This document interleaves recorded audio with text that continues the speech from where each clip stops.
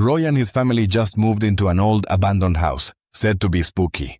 Jess is scared and finds deep claw marks in the basement, linked to the previous owner. No one knows the house's dark past. 3 people were killed here. Jess finds a crow that seems dead but is actually alive.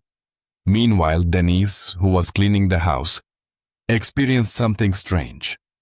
As soon as she lifted the quilt, a pair of pale legs appeared inside. Denise didn't notice, but her son Ben saw it. At night, Roy hears a child playing but finds the room empty. Ben dances alone, eerie and strange. Roy and Jess at the town's general store. Roy planned to grow sunflowers on their farm next year, to earn some extra income by selling seeds. As Roy opened the trunk to unload, a flock of crows swarmed in, frantically eating the seeds. These birds were aggressive, biting Roy on sight. A burly man wielding a shotgun drove the crows away, introducing himself as Burwell, an unemployed drifter looking for work around town. Roy quickly hired him to help with the sunflower crop, agreeing on a split deal for next year's harvest. Burwell liked Roy and decided to stay and work the land with him. Before long, the sunflowers grew a meter tall, glowing golden under the sun, a beautiful sight.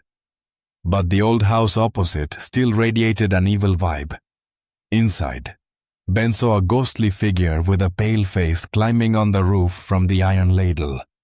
Fearless, Ben wasn't scared, and eagerly left his meal to play with the ghost.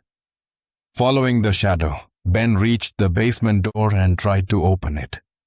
Luckily, Denise arrived just in time to stop him. She asked what he was doing, but Ben just smiled silently, staring behind the door. One day, Roy accidentally injured his hand badly with a harvester and needed stitches in the city hospital. Before leaving, Denise told Jess to watch over Ben. While Jess was cooking dinner, she suddenly heard footsteps upstairs. When she ran to check, the stair railing collapsed by itself. Then the furniture started shaking weirdly, lights flickering uneasily, and a woman's scream echoed. Jess grabbed Ben and called for help, saying something was in the house. Suddenly, a toy car started moving on its own. Ben followed it to the basement door, which mysteriously opened by itself. Jess arrived too late. The car was at the threshold, but Ben had vanished inside. As she reached for the car, it suddenly activated and seemed to tell her, "Ben's in the basement." But it was pitch dark and Jess was scared. Suddenly, Ben appeared behind her. Relieved, Jess tried to go to him but was grabbed by a huge hand from behind. They were forced inside. Jess's head pressed down despite her struggling fiercely. But her will to survive was strong. She managed to crawl out, Roy and Jess rushing home, confronted by a confused Jess who looked terrified. No damage was found, so everyone thought Jess was imagining things due to stress from rural life. Roy was upset and warned her not to fool around. Late that night, Jess awoke again to strange sounds. She found Ben getting out of bed. When asked if he also heard the sounds and could see them, Ben pointed to the study saying they were inside. Nervously, Jess approached the study, found it empty, and just as she was about to leave, someone called her name. Ben pointed again, revealing a faint woman's figure behind her.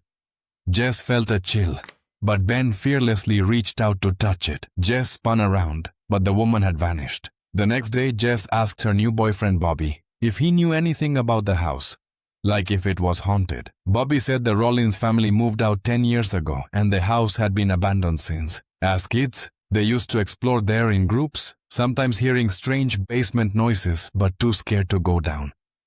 Jess went alone to the basement to uncover the secrets. She found a pocket watch and a painting of a happy family of 4.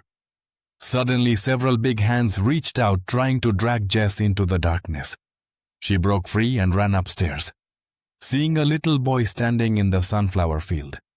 The bright sun beamed down as she chased him to a nearby barn. Suddenly, a voice warned her that Burwell, who was helping them on the farm, was a bad guy and she needed to stay away. This was a crucial clue. Jess spotted a boy squatting in a corner, assuming he was a neighbor child, but when he turned, Jess was terrified by his face. Without warning, he lunged at her. Roy and Denise took Jess to the hospital. She had claw marks on her body, Jess claimed a boy in the shed attacked her, but Roy didn't believe her, thinking she was self-harming to get attention. Roy said times were hard, Ben's accident and his own unemployment, and urged Jess to stay calm because the sunflower harvest was coming soon to help with money.